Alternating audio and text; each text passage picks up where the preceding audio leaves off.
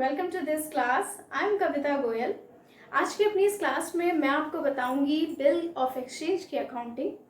जैसे कि हमारा चैप्टर बिल ऑफ एक्सचेंज चल रहा है और मैंने अपने प्रीवियस वीडियो में इसके बेसिक टर्म्स को डिस्कस किया था आपके साथ। आज की अपनी इस क्लास में हम सीखेंगे इससे रिलेटेड अकाउंटिंग। सो अब हम आगे बढ़ते हैं।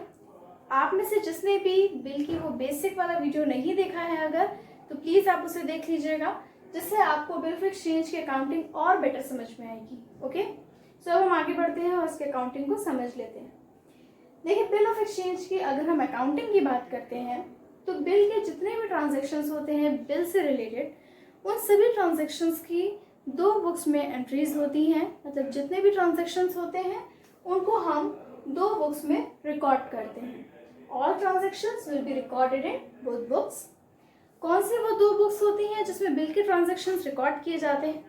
तो देखिए, जो बिल के ट्रांजेक्शन रिकॉर्ड किए जाते हैं वो एक होता है ड्रॉर की बुक और एक होती है ड्रॉई की बुक। ड्रॉर कौन होते हैं, ड्रॉई कौन होते हैं, इसे मैंने आपको अपने प्रीवियस वीडियो में बताया था। ड्रॉर मतलब क्रेडिटर और ड्रॉइंग मतलब डेटर। तो जिसको पैसा लेना होता है वो बिल लिखता है और जिसे पैसा देना होता है उसके ऊपर बिल लिखा जाता है, तो वो व्यक्ति उस बिल पे अपनी एक्सेप्टेंस देता है। तो यहाँ पे क्या है कि जो बिल लिख रहा है, मतलब जो ड्रॉर है और जो एक्सेप्ट कर रहा है ड्रॉई, इन दोनों की ही बिल ऑफ एक्सचेंज में आपको बुक्स बनानी होंगी, जिसमें आपको जर्नल एंट्रीज करनी होगी और इस जर्नल एंट्रीज के through he bill of exchange की जो अकाउंटिंग है वो कंप्लीट होगी। अब ये बुक्स कैसे बनानी है, कैसे इसकी अकाउंटिंग करनी है, ये हम सीखेंगे आज के वीडियो में। ओके, सबसे पहले हम ये जान लेते हैं कि ड्रॉर इस बिल को क्या कहते हैं। देखिए, जो बिल है वो तो एक ही है, लेकिन अगर हम ड्रॉर की बात करें तो ड्रॉर की लैंग्वेज में इस बिल को हम बोलते हैं बिल रिसीवेबल। इसे शॉर्ट में BR भी लिखा जाता है। और अगर ड्रॉई की बात करें तो ड्रॉई कौन है? ड्रॉई वो है जिन्हें इस बिल का पेमेंट करना है। तो ड्रॉई के लिए ये बिल क्या होता है? ड्रॉई के लिए ये बिल होता है बिल पेबल। इसे शॉर्ट में हम BP भी लिख सकते हैं। तो ड्रॉर को चूंकि बिल का पेमेंट रिसीव करना है, इसलिए ड्रॉर है बिल, ड्रॉर बिल को बोलेंगे बिल रिसीवेबल, और ड्रॉई को पेमेंट करना है इसलिए वो बोलेंगे बिल पेबल।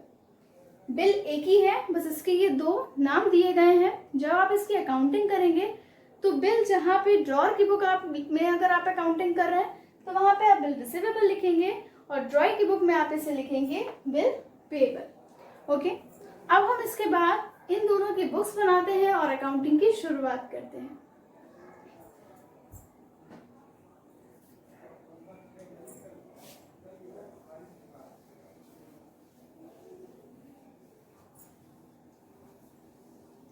यहाँ पे मैं ड्रॉर और ड्रॉई दोनों की बुक्स बना रही हूँ, तो आप इसे अच्छे से देखिएगा। आप अलग अलग पेजेस पे ड्रॉर की और ड्रॉई की बुक बनाएंगे और सबसे पहले आप लिखेंगे इन द बुक्स ऑफ। यहाँ पे ड्रॉर का नाम आ जाएगा। सपोज हमारे जो ड्रॉर है वो मिस्टर A है। A क्या है? ड्रॉर है। और यहाँ पे हमने हेडिंग डाली जर्नल एंट्री। यहाँ पे हम फॉर्मेट बना लेंगे।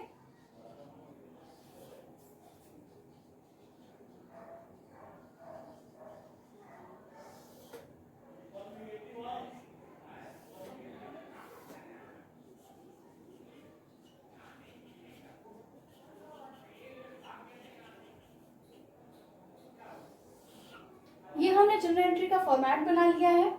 इसी तरीके से हम B की बुक्स में भी फॉर्मेट बना लेंगे। सपोज B हमारी ड्राइंग है, तो यहाँ पे हम लिखेंगे in the books of B। Heading आ जाएगी जर्नल एंट्री।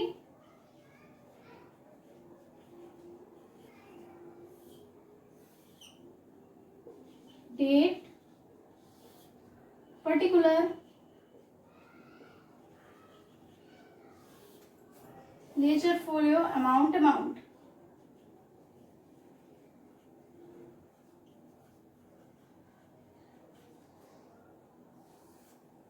ओके, तो यहाँ पे मैंने दो बुक्स बनाई हैं। एक बुक आपकी ड्रॉर की है, दूसरी ड्रॉई की है। अब अगर हम इसकी अकाउंटिंग की बात करते हैं तो इसकी अकाउंटिंग कहाँ से शुरू होती है, इस चीज को समझ लेते हैं। देखिए, जो इसकी अकाउंटिंग की शुरुआत होती है बिल की अकाउंटिंग की, वो होती है वहां से जहां से आपका बिल लिखा जाता है।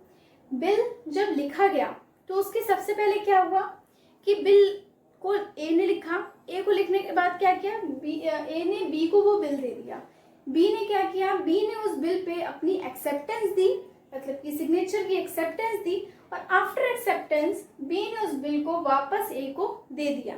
तो ए ने क्या किया, उस बिल को रिसीव किया, और बी ने क्या किया, उस बिल पे अपनी एक्सेप्टेंस दी।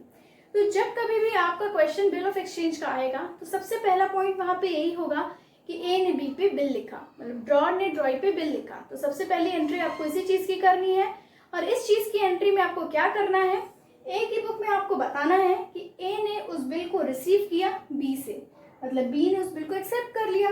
आफ्टर एक्सेप्टेंस क्या हुआ, वो बिल जो है वाकई में, देखिए जब भी हम एक बिल लिखते हैं, बिल की जो असली वैल्यू होती है वो तभी होती है जब सामने वाला उस बिल को एक्सेप्ट कर लेता है। अगर ए ने बिल लिख दिया और बी ने उसको एक्सेप्ट ही नहीं किया तो उस बिल का कोई मतलब नहीं है। बिल अपने अस्तित्व में कब आया, जब ए ने उस बिल को बी को दिया और बी ने उस बिल को एक्सेप्ट कर लिया। ओके, तो यहाँ पे जब हमें बिल लिखने की एंट्री करनी है तो ए की बुक में कौन सी एंट्री होगी, ए की बुक में वो एंट्री होगी जहाँ पे ए ने बी से बिल को रिसीव किया, और बी की बुक में वो एंट्री होगी जिसमें बी ने उस बिल को एक्सेप्ट किया। ठीक है, तो देखिए यहाँ पे हम ए की बुक में क्या एंट्री करेंगे, ए की बुक में हम एंट्री करेंगे bill receivable account debit to be. मतलब ए के पास बिल आया, किससे आया, बी से आया।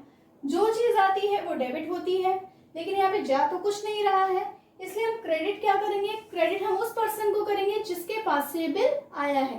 तो ये बिल किसके पास से आया है, ये मिस्टर बी के पास से आया है, क्योंकि बी ने एक्सेप्ट किया है, और एक्सेप्ट करके इस बिल को उसने ए को हैंड ओवर किया है। तो यहाँ पे हमारी एंट्री क्या हो जाएगी, bill receivable account debit to be. नीचे नरेशन आ जाएगी, being bill accept bill received, sorry यहाँ पे आएगा बीइंग बिल रिसीव्ड, क्योंकि ए ने बी से इस बिल को रिसीव किया है। जो भी आपका बिल का अमाउंट होगा, सपोज अगर 1000 का अमाउंट है तो आपका 1000 का ये अमाउंट यहाँ पे आ जाएगा। अब हम बात करते हैं बी की बुक में क्या एंट्री आएगी बिल लिखने की। तो बी की बुक में एंट्री आएगी बिल के एक्सेप्ट करने की। बी ने क्या किया, बी ने बिल को एक्सेप्ट किया, तो एक्सेप्ट करने की यहाँ पे इसकी एंट्री होगी A's account debit to B bill payable या BP। तो यहाँ पे क्या हुआ, B ने क्या किया, B ने उस बिल को एक्सेप्ट किया, एक्सेप्ट करने के बाद B ने क्या किया, इस बिल को A को वापस कर दिया। तो B के पास से क्या हुआ, बिल जा रहा है, और किसके पास जा रहा है, A के पास जा रहा है।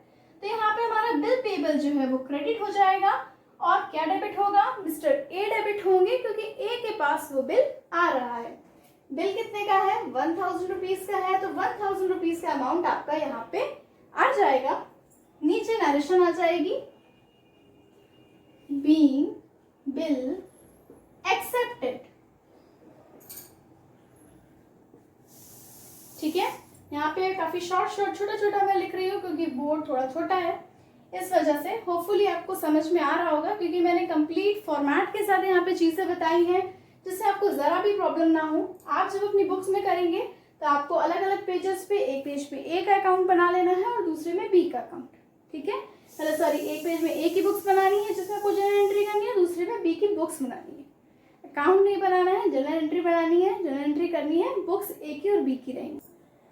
सो गाइस, अभी हमने सीखा बिल के लिखने की एंट्री, कि बिल जब लिखा जाता है तो क्या जनरल एंट्री होती है। अब हम अपने नेक्स्ट वीडियो में जानेंगे इसके आगे की एंट्रीज, जिसमें हम समझेंगे कि जब बिल लिखने के बाद क्या क्या कंडीशंस आती हैं और उन सभी कंडीशंस पे क्या क्या जनरल एंट्री हमको करनी होती है। सो आप इसी तरीके मेरे वीडियोस को देखते रहिए। Thank you for watching, thank you.